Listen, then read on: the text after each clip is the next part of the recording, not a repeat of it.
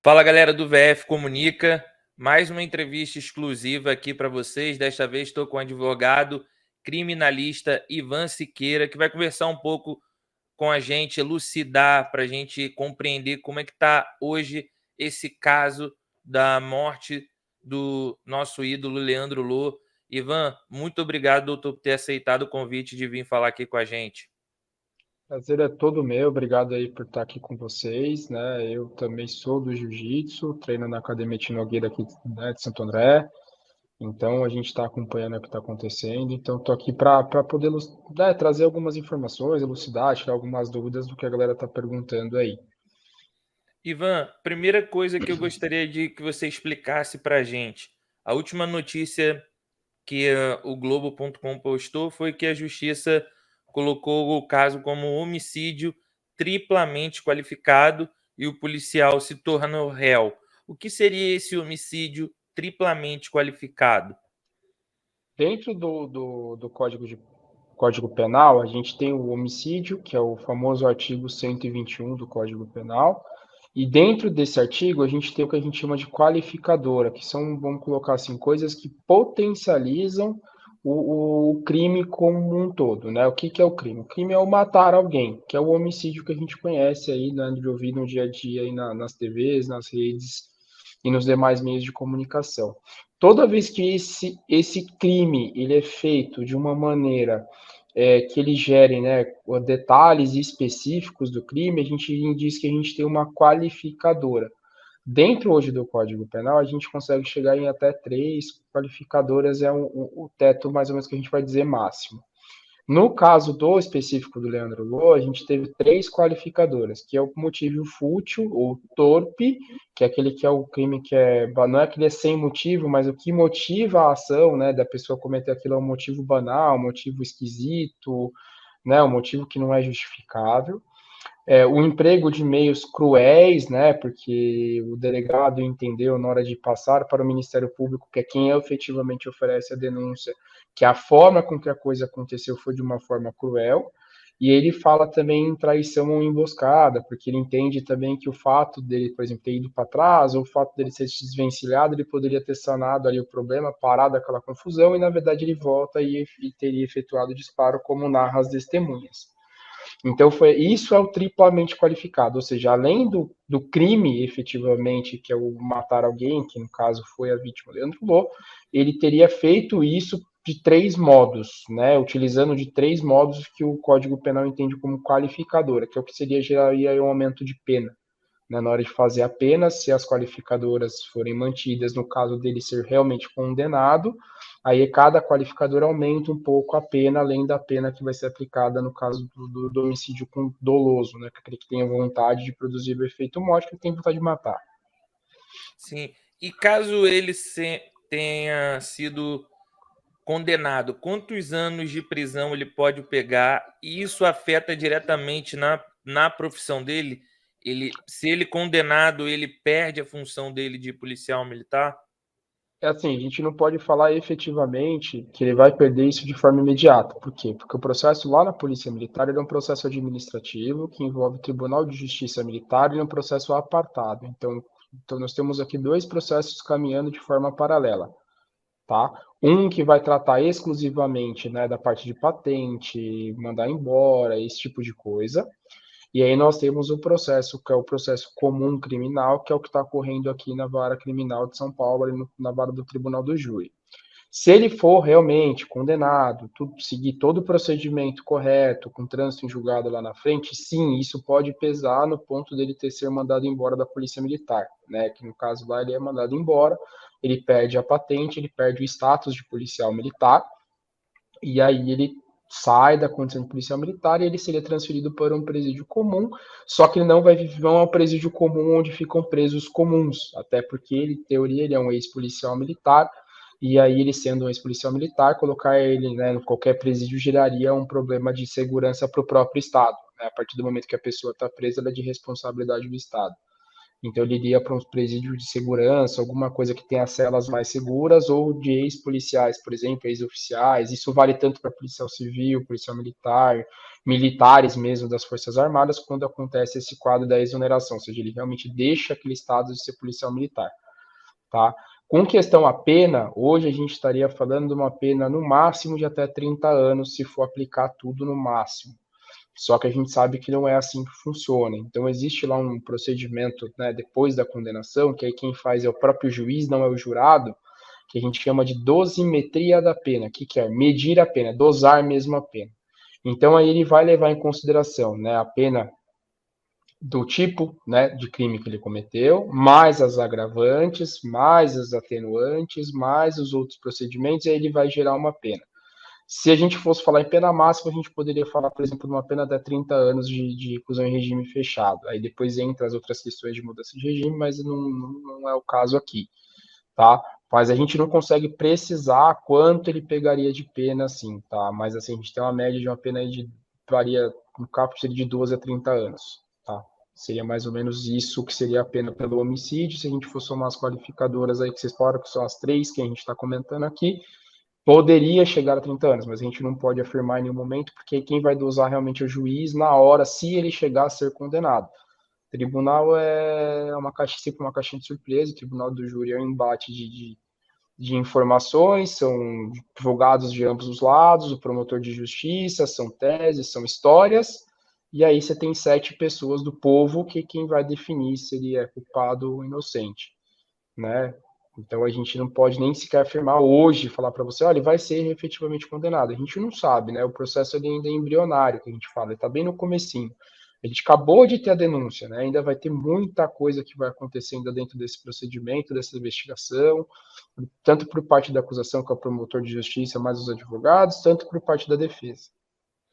Ivan, e quanto tempo pode levar um caso desse tipo e desse nível, com tanta repercussão? A pressão da mídia em si influencia a levar menos tempo que o normal para que a gente tenha uma definição de quanto tempo o assassino vai ficar preso, o que vai acontecer com ele nos próximos passos. Essa é a dúvida da comunidade do jiu-jitsu também. A gente não consegue precisar aqui um prazo. Não existe no Código de Processo Penal um prazo específico para que o processo realmente termine.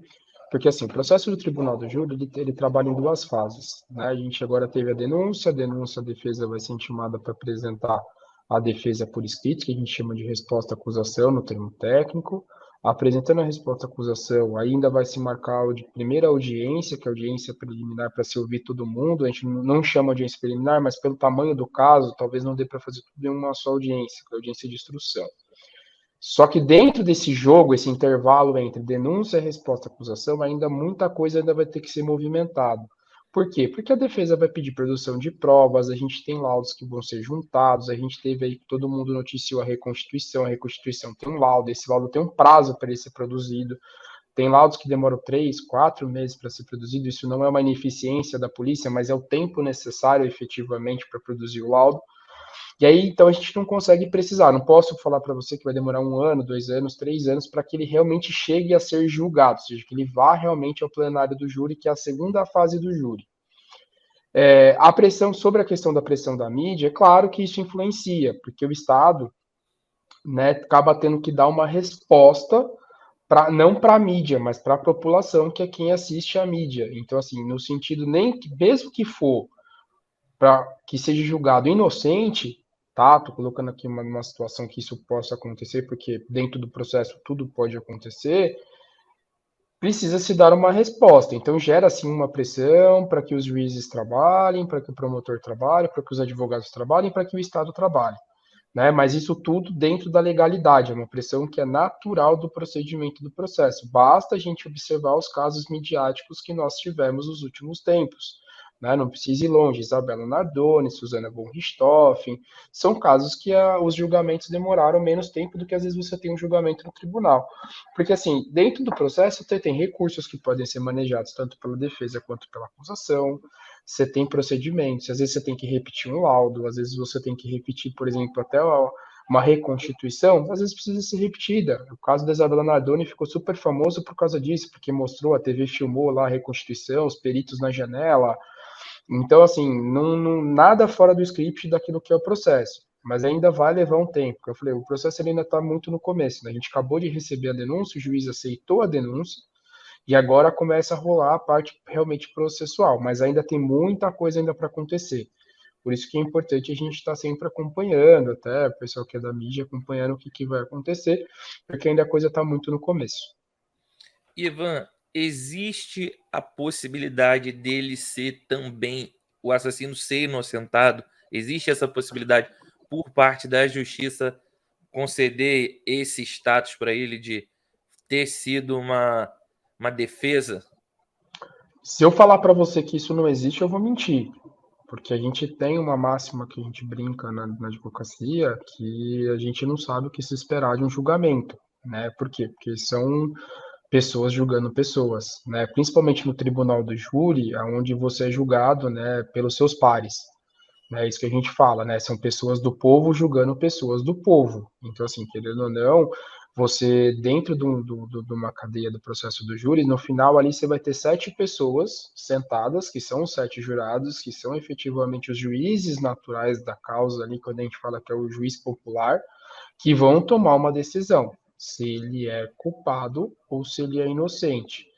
Só que até chegar nessa fase ainda tem muita coisa para acontecer. Só que assim, você pode ser que você tenha desses 7 jurados aqueles que entendam que ele é inocente. Não é impossível. Existem recursos, se acaso isso acontece? Existem recursos que podem anular o júri. Só a gente vê o caso da Boate Kiss. No caso da Boate Kiss, nós tivemos um júri extremamente tumultuado, que agora foi anulado. Por quê? Porque teve uma quebra ali do que o Código de Processo entende como legal, que a gente falou de nulidades, para quem acompanhou aí nas mídias, ficou super conhecido. As nulidades, elas anulam o júri como um todo. Não é que ele vira, assim, ele foi condenado e aí anulou o júri. Ele vira inocente? Não é isso. Só que aquela sentença, ela deixa de existir, ela perde a validade. E aí nós vamos ter um novo júri. Então, em breve, por exemplo, no caso da Boate Kiss, a gente vai ter um novo júri. Exatamente por quê? Porque teve uma nulidade. Então, assim, se caso ele venha a ser inocentado, tenha assim um recurso e anule o júri, teremos um novo júri. Se caso ele seja inocentado e não tenha nulidades, aí a gente realmente vai ter que entender aquilo ali como uma justiça, que a gente fala que é a justiça, né, do homem, a justiça do Código Penal. Então, assim, nenhum advogado vai ali brigar por vingança, nem a defesa, nem a acusação, nem o promotor de justiça. Né? O que a gente quer é um resultado de justiça perto daquilo que as provas vão mostrar para a gente. Hoje, né, o que se sabe, que se está na mídia, que já foi divulgado, que é aquilo que está público, isso aí eu não posso deixar de falar, é que nós temos as testemunhas que viram e narraram os fatos daquela maneira. Se no decorrer do procedimento agora, que ainda está uma fase embrionária de investigação, for aparecendo novas testemunhas, novos fatos, novas provas, aí vai se construindo o caso. E é em cima dessa construção que a gente pode tentar chegar no resultado. Né? E o advogado, quando ele atua do lado do Ministério Público, a gente chama de assistente de acusação, porque o processo é do Ministério Público, é do promotor, né? Não é do advogado particular. Então, assim, é construir o caso e tentar mostrar para o jurado, né, que foi ele, então nós teremos o autor, que nós temos materialidade, que é o fato, ou seja, nós temos uma pessoa que veio a falecer, isso já está, né, nítido, a pessoa faleceu, mas que quem produziu aquela morte foi aquele cara que está sendo acusado. Ou se não foi, quem foi? É para isso que serve a investigação. A investigação é para ela apontar quem é o autor, qual é o tipo penal, ou seja, qual é o crime que foi cometido, trazendo pela nossa linguagem mais comum, o motivo que aquele crime foi cometido e quais as provas eu tenho daqui que aquele crime foi cometido. Né? Porque assim, eu preciso mostrar para o jurado que eu tenho, olha, esse corpo que está aqui, essa pessoa que faleceu, essa vítima, ela faleceu em decorrência da atuação de X, que usou a arma Y, o meio Y, o meio Z, e que esses meios geraram esse resultado.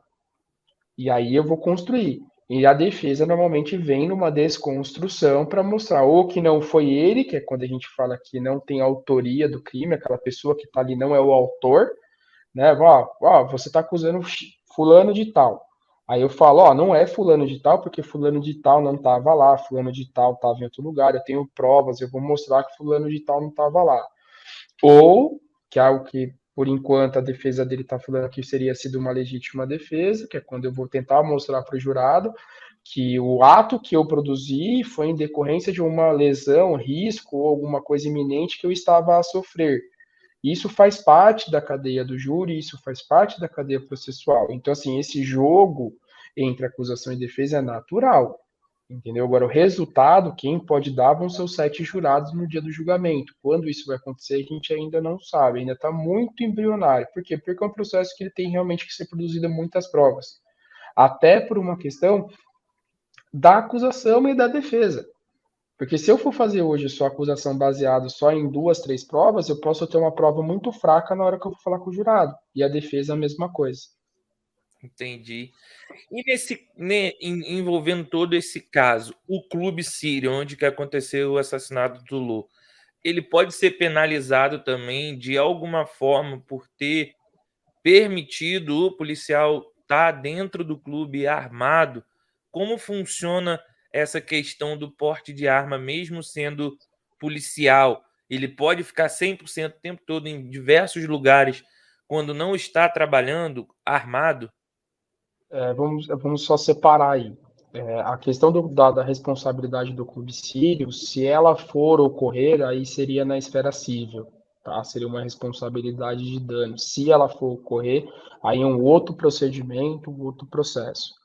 Com questão à responsabilidade do fato do cara estar armado, né, aí nós temos que separar o clube da pessoa que estava fazendo o evento, que é um contratante, uma pessoa, uma agência, uma empresa que faz eventos, e aí essa pessoa teria estar responsável por toda aquela gestão do evento, inclusive pela segurança do evento. Hoje, a legislação ela permite que o policial, seja militar, seja policial civil, seja federal, policial penal, enfim, todas as cadeias, né, de policiamento, que é o que seria que no jargão, né, as milícias efetivamente não é o que aconteceu no Rio de Janeiro, que a milícia é aquele negócio criminoso, não é isso. A milícia no jargão técnico seriam as polícias, tá? Depois que com o que foi acontecendo não só no Rio de Janeiro, se virou esse termo para o outro lado. Eles têm direito de andar armado porque eles são policiais 24 horas por dia, mesmo não estando de serviço, até por uma questão de risco de segurança, de estar na festa e encontrar um cara que ele prendeu e o cara vir para cima dele, o cara de repente está armado com uma faca, com alguma coisa e ele não tem como se defender. A lei hoje permite que esse cara entre armado o tempo todo. Aí nós vamos ter uma questão, né, que é um conflito que seria assim: será que esse cara que está armado lá dentro ele também poderia estar consumindo bebida alcoólica? Esse é o X da questão. Eu não estou falando nem da questão do caso do Leandro Lula em Sim, sim. específico, mas estou falando num contexto geral, porque essa prática de policiais andarem armados em shows, bailes, festas é super comum. E muitas vezes nós não sabemos. Qual que é a orientação hoje? Que cada um, né, que seja policial, quando ele é identificado armado, ele tem que se apresentar, então ele entrega a carteira funcional dele, que é onde está lá a documentação dele, é um número como se fosse o nosso CPF. O gestão de segurança registra esse cara, pede para ele mostrar a arma, ele vai mostrar a arma tem um número de série que ele é único, igual um RG, igual um CPF, por exemplo, e ele cataloga essa arma. Então ele sabe, olha, fulano de tal que está entrando, ele é um policial penal, ele é um policial civil, ele está entrando com uma arma de número X. Aí entra o outro, a mesma coisa. Existe uma orientação que essas casas noturnas tenham cofres individuais para que esses policiais possam colocar essas armas lá. Aí nós entramos num outro debate. Se o policial militar, civil ou qualquer um deles coloca essa arma num cofre e acontece alguma coisa, ele responde pela arma por abandono. E a lei assim determina. Da mesma forma que a lei determina, né, o Estatuto do Desarmamento fala que você não pode usar armas sob emprego de substâncias que tirem, né, a capacidade, a alucinação e tal. Então, você, na teoria, você não poderia usar com ela a bebida, drogas ilícitas ou até drogas lícitas. Por exemplo, você toma um remédio tarja preta que te dá algum contra-efeito, um efeito colateral, você não poderia estar armado usando esse tipo de armamento, vamos colocar assim, que a arma é arma de fogo, arma branca e tal. Então, assim, tanto que para os CACs, que ficou muito conhecido agora nos últimos tempos, se isso acontece, o cara perde o que a gente chama de CR, que é o registro que ele tem no Exército. Abre-se um processo administrativo, ele perde porque ele tá usando a arma de forma indevida, ele não perde só o CR, ele também perde o armamento. O Exército vem e faz apreensão na casa dele lá, se ela tiver acomodada de forma errada, não tiver dentro do cofre, se ele for pego fazendo foto com a arma bebendo, aquela coisa de o cara quer fazer foto e tal, não sei o que, para mostrar para os amigos, alguém denuncia aquilo para o Exército rastreia onde que é o endereço desse CAC, vai lá e faz a apreensão e ele responde administrativo podendo perder o CR. Então, no caso de policial militar, a gente tem dois conflitos. Né? Um que é o direito ao porte funcional dele, que todo policial tem, mas ao mesmo tempo a gente está lá no Estatuto do Desarmamento, que também seria, eu entendo, esse é um entendimento meu aplicável, onde ele não poderia, né, a partir do momento que ele está armado, ele se predispôs a estar armado num ambiente de público, ele não poderia estar ingerindo bebida alcoólica ou qualquer outra substância em risco a utilizar aquilo de forma indevida. Então, assim, se o policial quer ir para uma festa e beber, ele que deixa no cofre dentro de casa, ou ele vai procurar uma festa que tem o cofre, e ele tranca essa arma dentro de um cofre individual onde ninguém tem acesso, ou ele deixa na delegacia, ele deixa a carta dentro junto com a polícia tem lá os seus próprios locais, por exemplo, para guardar, e aí ele vai para a festa e faz o que ele bem entender, só que desde que ele esteja desarmado, mas isso é um entendimento meu. Aí entra aquele conflito, você pode beber e dirigir? Não. Imagina então portar uma arma. Que o carro com bebida ele se torna uma arma. Você pode catar teu carro e passar em cima de alguém por vontade própria. Você pode olhar um cara que mexeu com você e falar assim, cara, esse cara mexeu comigo, eu tomei umas, fiquei um pouco mais machão, vamos brincar assim, ou até quando as mulheres ficam até um pouco mais, tipo, ficam mais fortes, se acham mais fortes porque beberam alguma coisa, a gente sabe que tem pessoas que são assim, e vai lá e atropela a pessoa e tira a vida da pessoa usando um carro, tira a vida da pessoa usando uma garrafa, tira a vida da pessoa usando um bastão. Então a arma em si não é um problema, mas a questão o problema é a pessoa. E aí eu levo nessa questão, pô, se eu não posso dirigir e beber, como que eu posso usar uma arma e beber? Sabendo que a arma vai tirar um monte de coisa de mim e pode me causar um efeito. Sim, verdade. E agora, nesse momento, assim, o que está rolando no caso é um estudo, esse tempo que leva hoje? Hoje o caso Leandro Lu, ele estaria em que estágio do processo? Você disse que está bem no início ali, bem embrionário ainda.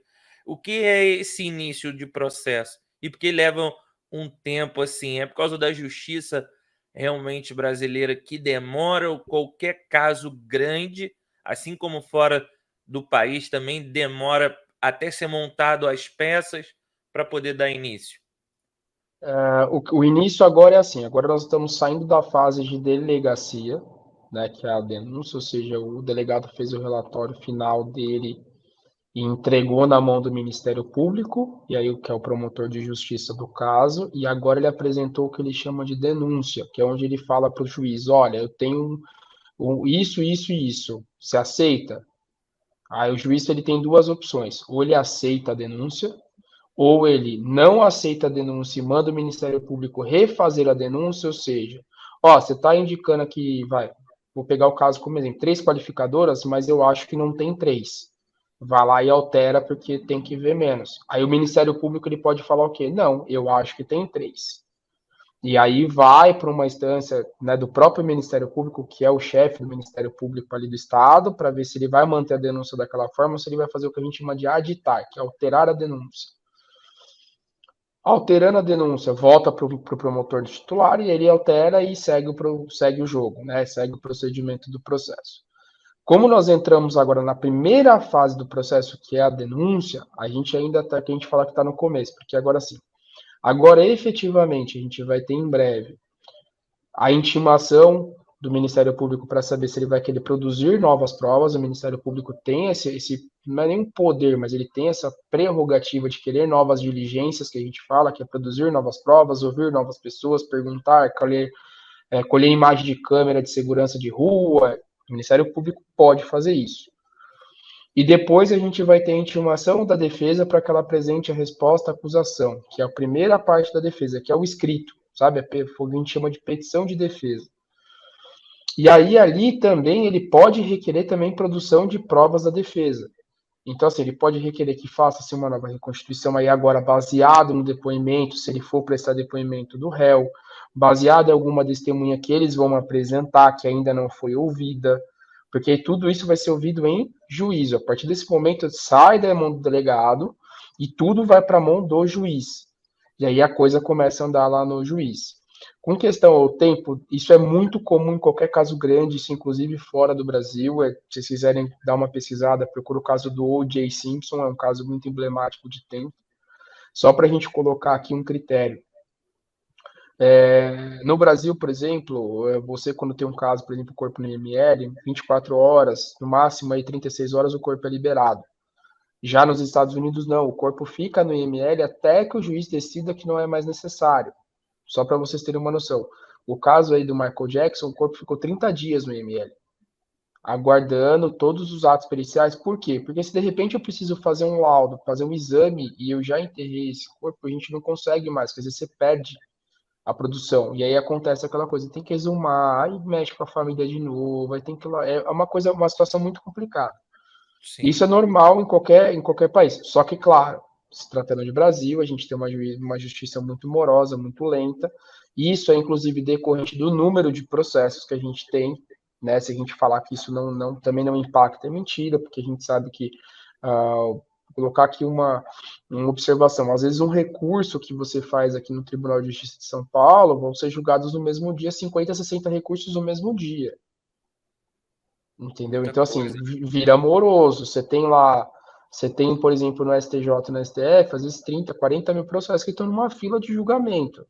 Aí você olha e fala assim, mas são 40 mil, são 40 mil para 11 pessoas julgarem, 12, 13, 7. Aqui o juiz individual de cada uma das varas, às vezes tem 2, 3 mil processos para ele julgar. Só ele. Então é uma coisa que vira, né, tem esse duplo lado, né? Não é uma morosidade só porque o juiz faz corpo mole, às vezes é porque realmente a carga processual é muito grande. Você tem muito processo na mão de uma pessoa só. E aí não adianta você querer fazer o cara trabalhar 30 horas por dia, porque o dia não tem, e o cara também tem que descansar, tem que pensar, porque senão até a cabeça dele não funciona. Ele vai começar a tomar decisões de coisa que ele nem leu, que ele não consegue ler, porque você pega um processo simples, aí tem 300, 600 páginas, 700 páginas. Então, aí você vai pegar um caso de repercussão, por exemplo, no da Boate Kiss, que tinha, assim, 30, acho que era 30, 10 volumes. Cada volume tem 300, 400 páginas. Então, você tem um processo de 4 mil páginas. E aí você tem que colocar tudo isso à disposição, o cara tem que ler, entre aspas, ele tem que ler tudo aquilo, ele tem que saber, o advogado também tem que ler, o promotor também tem que ler, e aí não tem jeito, vira realmente uma bola, uma coisa muito grande. Verdade. E outra coisa que eu fiquei com bastante dúvida, assim, o fato de se entregar à corregedoria e agora à prisão preventiva. O que é isso? Esse fato que ele se entregou, esse tempo que ele ficou, mais a prisão preventiva. Qual é a diferença entre os dois? A justiça pedir e você se entregar. Na verdade, assim, ele se entregou, em teoria, vamos colocar assim no jargão normal, meio que a pessoa meio que tenta fugir do flagrante, porque botaram e enraizaram na cabeça do povo que 24 horas o flagrante cai. Isso não é verdade. Né? Se você foi encontrado 2, 3 dias depois e ainda você tiver com objetos do crime, você tiver com a arma do crime, você ainda está em flagrante, você pode ainda ser autuado em flagrante. O que acontece é que às vezes na audiência, que a gente chama de audiência de custódia, você, em vez de converter o flagrante em preventiva, você deixa a pessoa em liberdade para ela responder em liberdade, mas isso não quer dizer que ela não possa ser presa em flagrante, tá? O que aconteceu nesse caso em específico foi, teve um pedido da delegacia, do delegado, quem faz esse pedido é o delegado, da prisão temporária. A prisão temporária é uma prisão que ela é feita processualmente falando, para que se possa permitir a elucidação do processo, ou seja, que o processo se explique, se possa produzir provas sem que a pessoa, o réu, ou no caso o investigado ainda, o averiguado, interfira na produção das provas.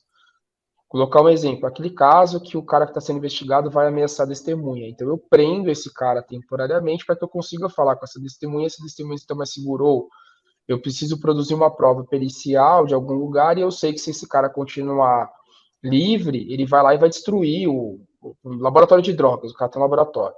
Eu prendo ele preventivamente, temporariamente aqui na investigação do processo, por até 30 dias, renovados mais 30 dias, Por quê? Para que ele não destrua o laboratório e eu consiga ir lá fazer perícia e apreender as coisas, porque aí eu tenho prova para condenar ou para que seja um procedimento de investigação de drogas aqui.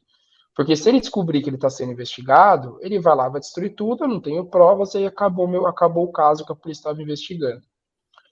No decorrer desses 30 dias, quando passa esses 30 dias, aí o delegado tem duas opções. Ou ele pede uma renovação de mais 30 dias, aí chega no limite que é 60, da temporária, ou ele pode pedir a previsão preventiva, ou ele simplesmente pode falar que não tem problema, que ele não quer mais nada e o cara vai se responder em liberdade.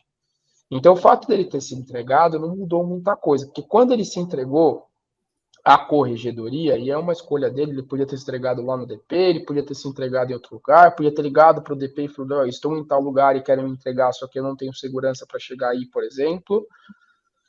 Ele já estava com a decisão do juiz que estava no caso, que era São Paulo tem um departamento chamado DIPO, que determinou a prisão temporária dele por 30 dias.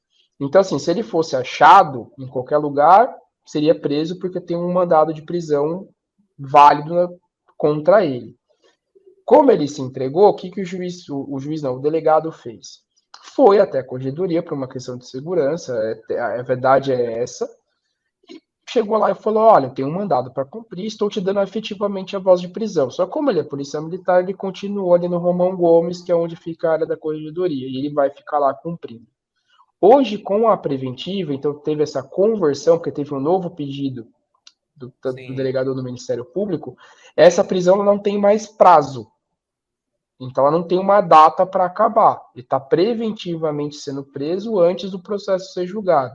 Como que essa prisão pode cair? Aí para uma norma, por exemplo, uma atuação da defesa. Ou seja, a defesa pode pedir no processo a revogação dessa prisão e demonstrar que ele não precisa ficar preso, aí tem os motivos que ela tem que demonstrar, por um HC, o famoso habeas corpus lá, que ela pode entrar e falar assim: olha, ele está preso, tá, mas não tem motivo para manter preventivamente, porque eu manter alguém preventivamente preso tem que ser justificável. Né? Eu tenho que demonstrar que existe um perigo real, um perigo econômico. O Código de Processo Penal ele traz, né, elencado quais são os motivos que justificam uma prisão. Porque assim, senão não teria motivo de eu prender uma pessoa preventivamente se eu não tenho nada que justifique. Por exemplo, o cara que furtou o mercadinho da esquina, ele é preso em flagrante e eu vou manter preventivamente. Tá, mas pô, o cara tem endereço fixo. Beleza. O cara tem ocupação lícita, trabalha, tem lá o empreguinho dele, seja autônomo, seja o que for. Beleza. Eu consigo encontrar esse cara a qualquer momento para cumprir a lei penal? O que é? Se caso ele for condenado, eu consigo achar ele? Consigo. Ele traz risco para a sociedade? O que é o risco? Ele pode amanhã ir lá e, sei lá, fazer alguma coisa com o dono do mercadinho? Opa, peraí, então eu tenho um risco aqui que justifica. Não, eu não tenho, porque ele mora, inclusive, ele roubou esse mercadinho a 150 km da casa dele e foi aquela coisa do momento ali, ele achou que ia dar certo roubar lá um negocinho e furtar um negocinho e deu errado. Bom, então tudo bem. Eu posso fazer o quê? Uma coisa chamada medida cautelar. Você vai responder em liberdade, só que você não pode fazer X, Y, Z. Você não pode frequentar bar, você não pode ficar na rua depois das 10 da noite, você não pode passar na frente do mercado lá, você não pode fazer nada. Se caso você descumprir, aí o cara volta para preventiva, que aí o juiz vai falar assim: olha, ele descumpriu, então eu estou voltando ele para prisão, porque o cara não consegue ficar em liberdade sem descumprir a decisão do juiz. Tá? Então hoje ele continua preso preventivamente. Até algumas pessoas perguntaram lá no post de vocês: pô, esse cara tava solto. Não, ele não tava solto. Ele foi preso no dia do ato, no dia que aconteceu o fato, só que ele foi preso à tarde. Depois que ele se entregou à corregedoria, prestou esclarecimentos na corregedoria, a gente não sabe se ele falou, se ele não falou, o que ele deixou de falar, porque o processo lá ocorre em segredo, porque é um processo administrativo. E aí, quando saiu o mandado de prisão, estava tudo ok, o delegado foi cumprir, e aí ele foi mandado para o Romão Gomes, que é o padrão. Como ele é militar, seja ele soldado, tal, ele tem que cumprir no Romão Gomes. Tá? Então ele está preso desde aquela época. A única coisa que a gente teve agora foi a mudança do tipo de prisão, que a gente saiu de uma temporária para uma preventiva. Então aqui prisão que tinha prazo para acabar, agora ela não tem. E aí fica na mão do juiz, se depois ele pode revogar ou não, mas aí é um critério do juiz. Tá? A princípio ele está preso e vai continuar preso. Entendi. Ivan, muito obrigado pelo teu tempo, por elucidar bastante a gente aqui. Eu vi que você Obrigado. tá também comentando ali alguns casos. Você pode deixar suas redes sociais para as pessoas poderem seguir você, porque realmente entender de justiça é muito complicado, são vários tópicos dentro de uma lei, então tem várias Sim, aberturas, sim. então isso é muito bom ter um advogado que saiba para poder elucidar a gente. Sanou muito as minhas dúvidas aqui e de todo mundo que está ouvindo essa entrevista também. Obrigado pela oportunidade. Eu vou passar aqui o meu Instagram, que eu acho que é a maior ferramenta que eu tenho hoje de comunicação. É IVA Siqueira JR. Só tenho esse, pode me achar lá, quem quiser. Tem uns vídeos explicando essa questão de tribunal do júri com policial militar, né? Com militares eu fiz um vídeo há um tempo atrás para ilustrar, porque às vezes as pessoas também tinham dúvida, né? Se policial militar ia para júri popular, se ele responde somente na justiça militar. Então a gente sanou lá que quando é crime contra a pessoa civil, né? Que é pessoa comum, não é um outro militar, ele responde na justiça comum. Se ele fosse um crime de militar contra militar, né, durante o expediente, não sei o quê, ou fosse, por exemplo, entre dois oficiais do Exército, aí não, aí é só o Tribunal de Justiça Militar mesmo quem conduz o procedimento. Nesse caso, como o Leandro é uma pessoa comum, ele vai responder, a princípio, no Tribunal do Júri. Né? Por enquanto, está tudo tipificado como júri, mas como eu falei, é um processo muito novo, a coisa ainda está começando. Né? A gente ainda vai ter muita coisa, muita água para correr, muita coisa para correr nos próximos, né, meses e anos aí. Eu vou colocar, isso aí não acaba esse ano, vou deixar isso aí, a única certeza que eu acho que eu tenho para vocês, ainda mais porque nós já estamos em setembro, dezembro a gente tem recesso do judiciário, só volta em janeiro, e a gente ainda está em pautas que a gente sabe de 2020 ainda sendo julgadas, então a gente sabe que isso não vai, esse ano não acontece. Mas se as pessoas tiverem dúvida, alguma coisa, quiser me mandar, manda lá no meu inbox. Às vezes eu não acabo olhando depois, até quando você me manda mensagem, tudo. Mas assim que eu vejo, assim, eu respondo, tá? Então, assim, se precisarem de alguma coisa, estou à disposição. A gente sabe que a justiça não é simples de entender, e o meu conceito como advogado é exatamente isso. Trazer um pouco mais de populismo nesse entendimento, ou seja, desmistificar um pouco as palavras do judiciário, para ficar mais fácil do pessoal entender. Obrigado, Ivan. Sempre que precisar aí, pode contar com a gente. E com certeza eu vou querer trazer você aí mais vezes para comentar ao longo desses meses que vai levar o processo aí. Até a próxima.